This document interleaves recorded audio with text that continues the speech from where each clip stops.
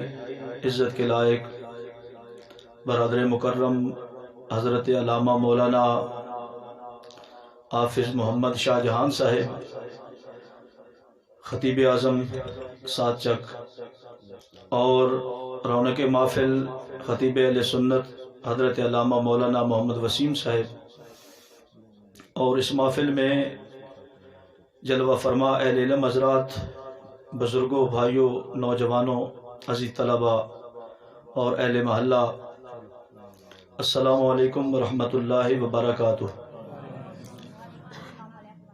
شادی کی اس خوبصورت محفل میں ہم سب شریک ہیں۔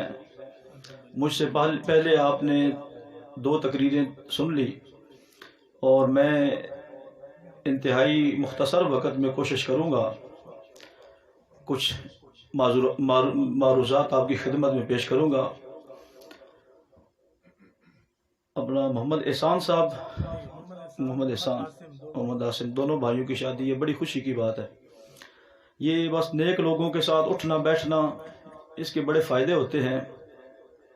علامہ صاحب فرما رہے تھے کہ علاقہ کے اندر اس خصوصی موقع پر اس قسم کی محافل کا اہتمام کرنا، یہ بہت بڑا اس دور میں ایک جہاد سمجھ لیں، لفظ بول لیں تو میرے خیال میں فٹ لفظ ہے۔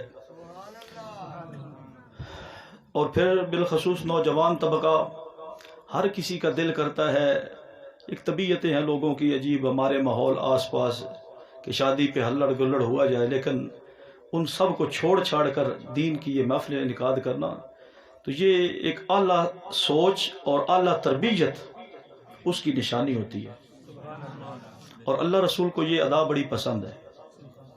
تقریر بلا تمہید میں شروع کرنے لگا ہوں۔ تقریر کے 2 حصے ہوں گے۔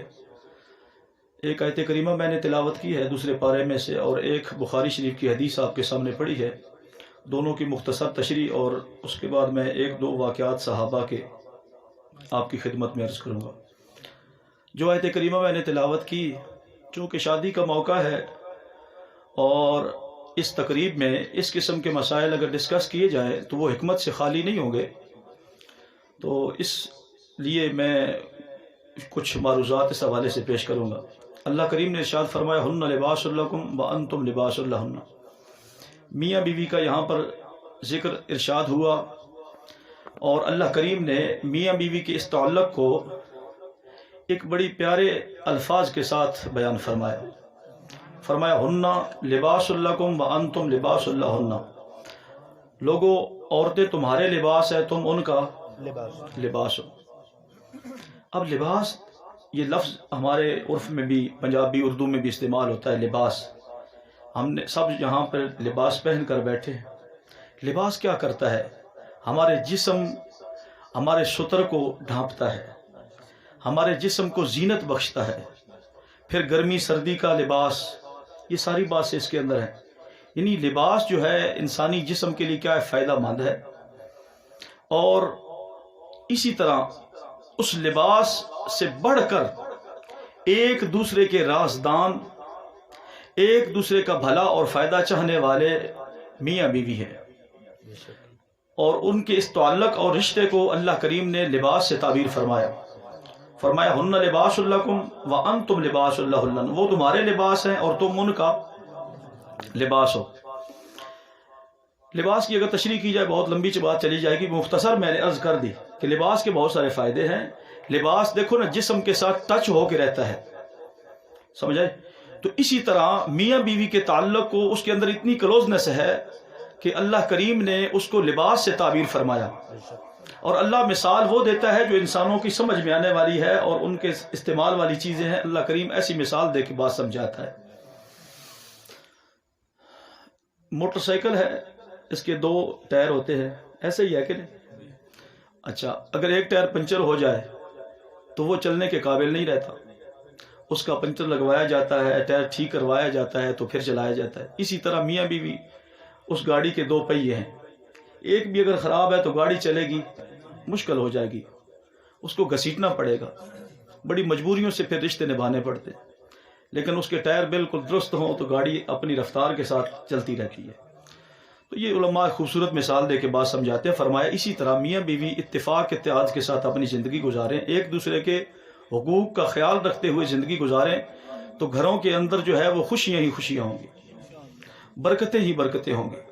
اور پھر اپنی شادی کا آغاز اللہ کے بابرکت کلام اور اس قسم کی نورانی وجدانی محافل، نیک لوگوں کو اکٹھا کرنا، تعلیم و تعلم کا یہ اہتمام کرنا، یہ ایسے ہی ہے جیسے کھیتی تیار کر کے، زمین تیار کر کے اس کے اندر بیج ڈالا جاتا ہے. سمجھ آئی؟ تو وہ بیج ڈالا تو کیا ہے جی، کھیتی وہاں اچھے طریقے سے اس کی پیداوار ہوگی، اس کا رزلٹ اچھا آئے گا. اور بہت سارے لوگ ان مواقع پر اپنی ان خوشیوں کو حرام طریقوں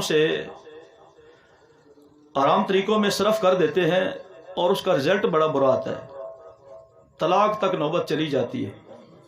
اللہ تعالی ہمارے گھروں کو محفوظ رکھے اس بلا سے.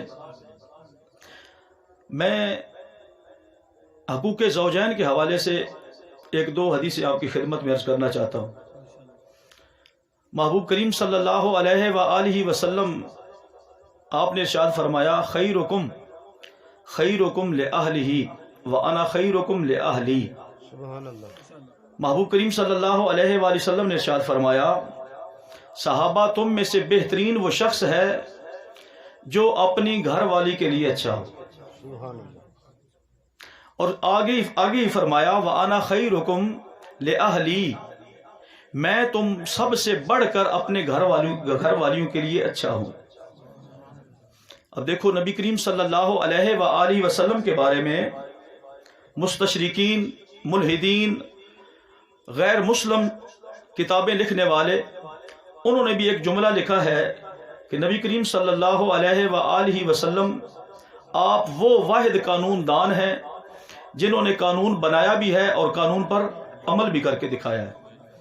ورنہ بہت سارے قانون بنانے والے، ان کی زندگیوں کا جب مطالعہ کیا گیا تو خود ان کا عمل ان قوانین پہ جب دیکھا گیا تو زیرو نظر آیا.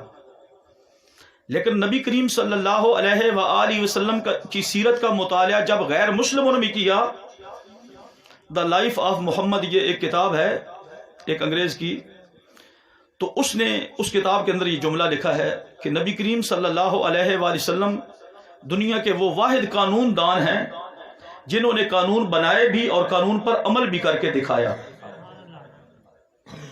مثال کے طور پر آپ نے فرمایا، خیرکم لأہلہ، یہ قانون ہے.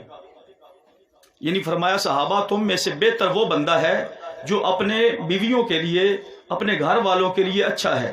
یہ قانون بنا دیا کہ اپنے گھر والوں کے ساتھ کیسے رہنا ہے، اچھے طریقے سے رہنا ہے. یہ قانون ہے.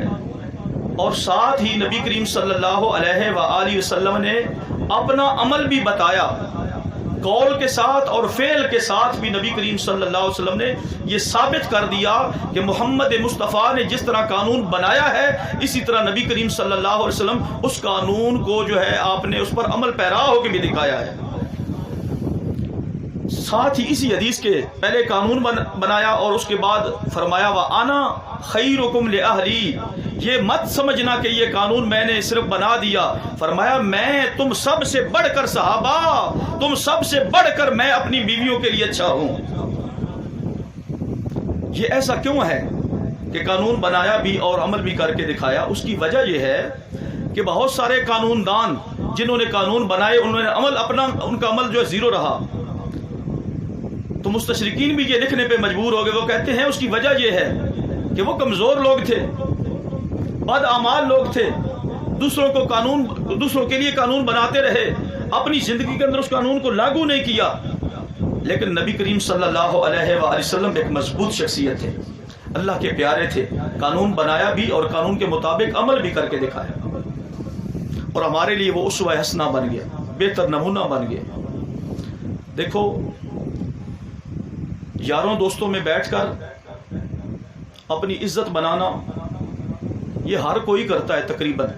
100 میں سے 100% لوگ تقریباً یہ کام کرتے ہیں، اپنے دوستوں میں وہ قرضہ اٹھا کر جیسے تیسے ہو کے وہ جناب والا پیپسی کی بوتل منگوا لیں گے، چائے پانی کا انتظام کر لیں گے، اچھے سے اچھے کھانے کا انتظام کر لیں، اچھے سے اچھی بیٹھنے والی جگہ کا انتظام کر لیں گے، کیوں میرے دوست آ رہے ہیں۔ اپنے دوستوں کے لیے وہ سب کچھ کرتا ہے، چاہے اس کو اس کے لیے قرض کیوں نہ اٹھانا پڑے۔ تو فرمایا بیوی سب سے بڑی دوست ہے جس کو لباس کہا گیا ہے۔ تیرا دوست تیرا راز آؤٹ کر دے گا، جب تک تم اس کے منہ میں کچھ دیتا رہے گا تیرا ساتھ دے گا، نکال لے گا، تیرا ہی راز آؤٹ کر دے گا۔ لیکن فرمایا ہن لباس لکم وانتم لباس لہن، یاد رکھ تیری بیویاں تیرا لباس ہیں اور تو ان کا لباس ہے، وہ تیری رازدان ہے، تو ان کا رازدان ہے۔ فرمایا ان کے ساتھ تعلق نبھا کے رکھ، جس طرح دوستوں یاروں کی محفل میں بیٹھ کر اپنی عزت بنانے کے لیے، اپنی ناک کو اونچا کرنے کے لیے طرح طرح کے خرچے کرتا ہے، تو کبھی اس غریبنی کا بھی خیال کر لیا کرو جو گھر میں بیٹھی ہے، جس کو پتہ نہیں آخری بار تو نے گوشت کب کھلایا ہے، آخری بار کب اس سے ہنس کے بولے ہو۔ تو ذرا ان چیزوں کی طرف بھی ہم نے متوجہ ہونا ہے۔ محبوب کریم صلی اللہ علیہ وآلہ وسلم نے ہمیں سارے گر اور طریقے بتا دیے کہ ہم نے اپنے گھروں کو کیسے خوشیوں کا گہوارہ بنانا ہے۔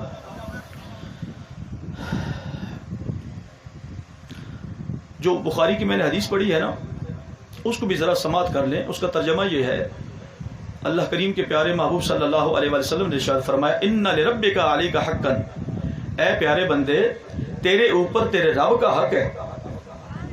اب اس حق کے اندر حقوق اللہ کی پوری لسٹ آ گئی، نماز، روزہ، حج، زکات، یہ سارے اس میں آ گئے۔ اس کے بعد فرمایا ولنفسک علیک حقا، تیرے اوپر تیری اپنی جان کا بھی حق ہے، تیرے اپنے جسم کا بھی تیرے اوپر حق ہے، اپنے جسم کا خیال رکھنا یہ بھی تیرے اوپر لازم اور ضروری ہے۔ اور تیسرا فرمایا وَلِأَهْلِكَ عَلَيْكَ حَقًّا، تیرے اہل و عیال کا بھی تیرے اوپر حق ہے، قیامت والے دن پوچھا جائے گا۔ اور فَآتِ كُلَّ ذِي حَقٍّ حَقَّهُ، ہر حقدار کو اس کا حق صحیح طریقے سے ادا کرو۔ یہ رسول اللہ صلی اللہ علیہ وآلہ وسلم نے دیکھو اس ایک جملے کے اندر آپ نے پوری شریعت کو جو ہے وہ بند کر کے رکھ دیا۔ یہ جوامع الکلم میں سے ہے۔ اگر کوئی بندہ کسی کو دین سکھانا چاہتا ہو 1 منٹ میں تو یہ حدیث سنا دے کہ تیرے اوپر تیرے رب کا حق ہے، حقوق اللہ سارے اس میں آ گئے، تیرا اپنے جسم کا تیرے اوپر حق ہے، اپنی انسان کی اپنی ذاتی زندگی کی ساری ضروریات، سارے مسائل اس کے اندر آ گئے، اور تیرے اوپر تیرے اہل و عیال کا حق ہے، اہل و عیال کے اندر حقوق العباد سارے آ گئے، تیری ماں کا تیرے اوپر حق ہے، تیرے باپ کا تیرے اوپر حق ہے، تیری بیوی کا تیرے اوپر حق ہے، تیری اولاد کا تیرے اوپر حق ہے، تیرے بہن بھائیوں کا تیرے اوپر حق ہے، تیرے چاچوں ماموں کا تیرے اوپر حق ہے، تیرے ننیحال ددیحال کا تیرے اوپر حق ہے، تیرے اڑوسی پڑوسی کا تیرے اوپر حق ہے، تیرے اہل محلہ کا تیرے اوپر حق ہے۔ تو یہ سارے حقوق العباد اور بھی بہت سارے، تو یہ سارے اس ضمن میں آ گئے۔ آپ نے غور کیا نا، تو بیوی کا حقوق اس میں ہے کہ کوئی نہ ہے نا جی۔ فرمایا ماں کا بھی تیرے اوپر حق ہے۔ بہت سارے لوگ ماں کا کہنا مان کر بیوی کی پھینٹی لگا رہے ہوتے ہیں، اور بیوی کا کہنا مان کر ماں کی بدتمیزی ماں کے ساتھ کر رہے ہوتے ہیں۔ یہ مزاج نبی کریم صلی اللہ علیہ وآلہ وسلم کا نہیں ہے۔ میرے آقا کریم صلی اللہ علیہ وآلہ وسلم نے امت کو ایک بہترین مزاج دیا۔ فرمایا عورت جو ہے یہ پسلی سے پیدا کی گئی ہے، اور ایسے کر کے بتایا یہ پسلی کی ایسے شیپ ہوتی ہے، یہ دیکھا جیسے یہ انگلی تھوڑی ٹیڑھی نظر آ رہی ہے۔ فرمایا اس کو سیدھا کرنے کی کوشش کرو گے ٹوٹ جائے گی، اور اس کو اور جھکانے کی کوشش کرو گے ٹوٹ جائے گی۔ فرمایا اس کے ساتھ اس انداز میں رہ کے گزارا کرو کہ اس کے حقوق کا خیال کرو، اور اس کی وجہ سے اپنے والدین کی اس کے ساتھ بدتمیزی نہ کرو، اور اپنے والدین کی آنکھیں لگ کے ان کی باتیں مان کے بیوی کے ساتھ بھی بدتمیزی نہ کرو۔ میری بات سمجھ آئی؟ درمیان میں رہو۔ کوئی ایسی صورتحال گھر کے اندر پیدا ہو گئی تو ماں کو ماں کا درجہ دو، بیوی کو بیوی کا درجہ دو۔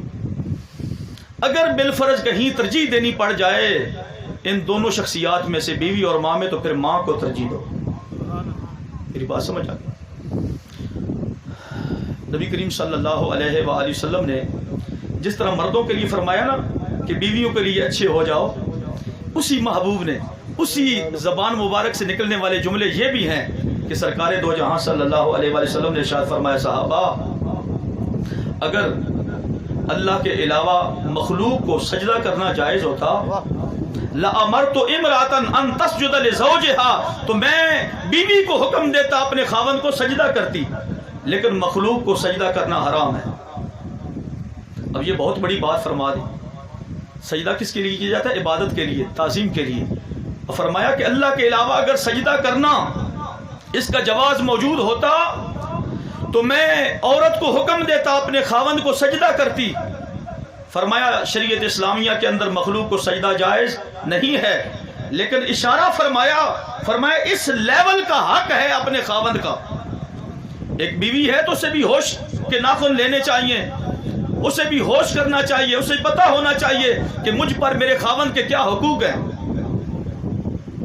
دونوں طرف سے سوچ سمجھ فکر تربیت اچھی ہوگی تو گھر کا ماحول اچھا رہے گا۔ اگر ایک طرف سے بھی اگلا ٹائر پنچر ہوئے تاں بھی موٹر سائیکل خراب، یہ پچھلا ہوئے تھے تاں بھی خراب۔ تو اگر بیوی نے حقوق کا خیال نہیں رکھا تو تب بھی خراب، اگر مرد نے حقوق کا خیال نہیں رکھا تب بھی خراب۔ دونوں ایک دوسرے کا حق پہچانے، علماء کا کام ہے، علماء بتاتے رہتے ہیں، آپ کی خدمت میں عرض کرتے رہتے ہیں۔ تو بیوی کو چاہیے کہ اپنے خاوند کو مجازی خدا سمجھے۔ یہ جملہ میں نے سوچ سمجھ کے بولا ہے، ان تسجد لزوجہا کی تشریح کرتے ہوئے مجازی، سمجھے؟ تو یعنی اس لیول کا درجہ دیا۔ بلکہ ایک اور حدیث سماعت فرما لیں، رسول اللہ صلی اللہ علیہ وآلہ وسلم نے ارشاد فرمایا ایسی عورت جس نے دنیا سے پردہ کیا مر گئی، اس حال میں وزوجها عنها راض، اس کا خاوند اس کے ساتھ راضی تھا۔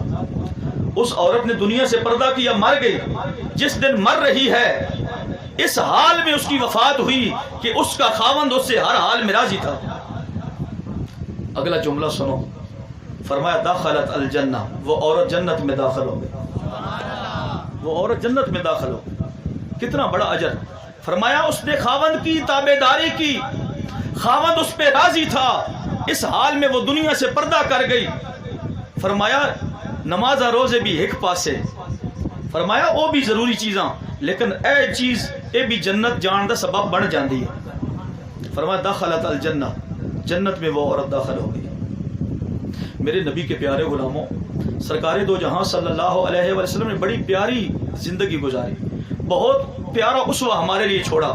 اگر ہم اپنے گھروں میں اپنی بیویوں کے ساتھ اچھے سلوک سے پیش آئیں، ان کے ساتھ پیار اور محبت سے رہیں، یقین کریں اس سائڈ سے بھی وفا آئے گی، بے وفائی نہیں آئے گی۔ ابو داؤد کے اندر ایک حدیث ہے، نبی کریم صلی اللہ علیہ وآلہ وسلم نے، آپ ایک دن سفر پہ جا رہے تھے، اما عائشہ صدیقہ اس حدیث کی راویہ ہیں، فرماتی ہیں کہ سفر پہ ہم تھے نبی کریم صلی اللہ علیہ وآلہ وسلم کے ساتھ۔ نبی کریم صلی اللہ علیہ وآلہ وسلم نے ایک مقام پر صحابہ کو فرمایا تم آگے چلے جاؤ۔ صحابہ آگے چلے گئے۔ اب منظر یہ تھا، میں تھی اور میرے لجپال نبی محمد مصطفیٰ ساتھ تھے، ہم دونوں تھے۔ تو نبی کریم صلی اللہ علیہ وآلہ وسلم نے مجھے فرمایا عائشہ آؤ دوڑ لگاتے ہیں۔ کیا کرتے ہیں جی؟ دوڑ لگاتے۔ اما عائشہ صدیقہ فرماتی ہے نبی کریم صلی اللہ علیہ وآلہ وسلم نے فرمایا ہم دونوں دوڑنے لگے۔ ہن ذرا دل تے ہاتھ رکھ کے دسو نبی دنیا تے دوڑا نہ آنا سی تے جا اسا کدی اے وجہ اخلاق اپنی بیویاں نال پیش کیتا ہے، چلو گھر دوڑ ایتھوں ایک نا ایتھوں لے کے او تک ڈھیر سارا سفر بن جاندا ہے، ایتھوں این دوڑ کے جانا تے این جانا تے کی ہے۔ لیکن ایک بندے دا دل خوش ہو جاوے تو اور کیا ہے، مسجد ڈھا دے، مندر ڈھا دے، جو کوئی ڈھا دے گھا دے، ایک بندے دا دل نہ ڈھاویں، رب دلاں وچ رہندے۔ مطلب یہ ہے کہ اگر آپ نے اس کا دل خوش کر دیا تو کیا سمجھتے ہو ادھر سے بے وفائی آئے گی؟ نہیں، وہ بھی وفادار بن کے رہے گی کہ میرا خاوند میری طرف متوجہ رہتا ہے، مجھ سے محبت کرتا ہے۔ اما عائشہ صدیقہ فرماتی ہے دوڑ لگ گئی، نبی کریم صلی اللہ علیہ وآلہ وسلم نے مجھے جتوا دیا۔ یہ ترجمہ میں نے اپنی طرف سے کیا، ویسے تو ہے نا میں جیت گئی، تو نبی کریم صلی اللہ علیہ وسلم نے آپ کو جتوا دیا، یہ ترجمہ کرنا بھی ٹھیک ہے۔ تو کہتے ہیں کہ میں آگے نکل گئی اور میں خوشی کا اظہار کر رہی تھی۔ کہتی ہیں کہ ایک بار پھر ایسا موقع بنا، اس واقعے کے کئی عرصہ بعد نبی کریم صلی اللہ علیہ وآلہ وسلم نے فرمایا عائشہ آؤ دوڑ لگاتے ہیں۔ فرماتی ہیں اس دن نبی کریم صلی اللہ علیہ وآلہ وسلم آگے نکل گئے اور سرکار اونچی اونچی آواز میں فرما رہے تھے عائشہ میں نے وہ بدلہ لے لیا، میاں بیوی کی اس طرح کی انڈرسٹینڈنگ ہو, اس طرح کی محبت کی باتیں ہوں, تو یار ایسے بدبختی ہے کہ طلاقیں ہوں, طلاق کی نوبت اس گھر میں کبھی نہیں آئے گی جہاں اس قسم کے نبی کریم صلی اللہ علیہ وآلہ وسلم کے طریقہ اور آپ کی اسوہ اور آپ کی سنتوں کے مطابق جو بندہ زندگی گزار آگا اس کے گھر میں کبھی طلاق کی نوبت نہیں آئے گی. آپ نے تو بیوی کا جھوٹا پیا ہونٹ. جی کیا بات. نبی کریم صلی اللہ علیہ وسلم صاحب نے توجہ دلائی. دیکھیں اما عائشہ صدیقہ فرماتی ہیں کہ نبی کریم صلی اللہ علیہ وآلہ وسلم موجود تھے.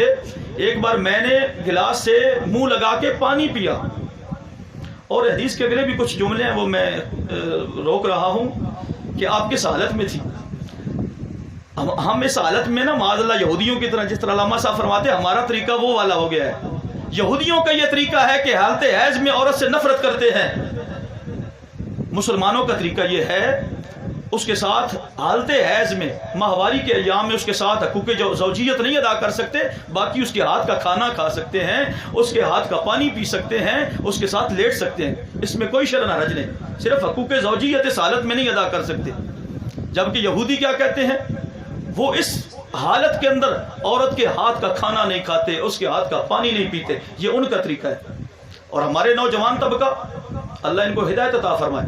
اما عائشہ صدیقہ فرماتی ہے کہ میں اس حالت میں تھی اور میں نے اس پیالے سے پانی پیا. میرے لجپال نبی صلی اللہ علیہ وآلہ وسلم نے وہ پیالہ پکڑا اور پینے لگے. جب قریب کیا اپنے لب مبارک کے تو فرمایا عائشہ بتاؤ تمہارے ہونٹ کہاں پہ لگے تھے. یہ محبت بھری باتیں گھر کے اندر ہوں تو یار طلاق کی نوبت کبھی نہیں آئے گی. اس لیے اس طرح کی محبت بھری باتیں اپنے گھروں میں رکھا کریں. اپنی بیویوں کے ساتھ اس قسم کے جملے بولنا, اس سے اللہ بڑا خوش ہوتا ہے. ان باتوں سے بندہ رن مرید نہیں ہو جاتا. یہ شاید آپ میں کچھ لوگ نا میرے طرف اینج کر کے کچھ تو خوش ہو کے دیکھ رہے ہیں, پتہ نہیں اللہ انہوں نے مطلب خوش کر رہے ہیں, کچھ میرے تو اینج کر کے دے پر بھائی یا اے مولوی رن مرید ہے یا کوئی پتہ نہیں کی چکر ہے وہ سونا اس دن نہ گلا نہ رن مرید نہیں. یا رسول اللہ. تو آپ صلی اللہ علیہ وآلہ وسلم نے صرف پوچھا نہیں. اما عائشہ صدیقہ نے عرض کی یا رسول اللہ میں نے یہاں سے ہونٹ لگائے, آپ نے وہاں سے ہونٹ مبارک لگا کر پانی پیا اور امت کو یہ درس دے دیا کہ اگر آپ اپنے گھروں کے اندر اپنی بیویوں کے ساتھ اس سلوک سے پیش آئیں گے تو آپ کی زندگی محبت بھری ہوگی, آپ کے گھر خوشیوں کا گہوارہ بنے گا. یاد رکھو اچھی بیوی نصیب ہونا یہ دنیا میں ایک جنت کی کیفیت بندے کو نصیب ہوتی ہے. اچھا گھر نصیب ہو جانا یہ جنت کی ایک کیفیت بندے کو نصیب ہوتی ہے. اس ٹاپک کی آخری حدیث اور پھر میں وہ 2 واقعات آپ کو سنانے صحابہ کے حوالے سے.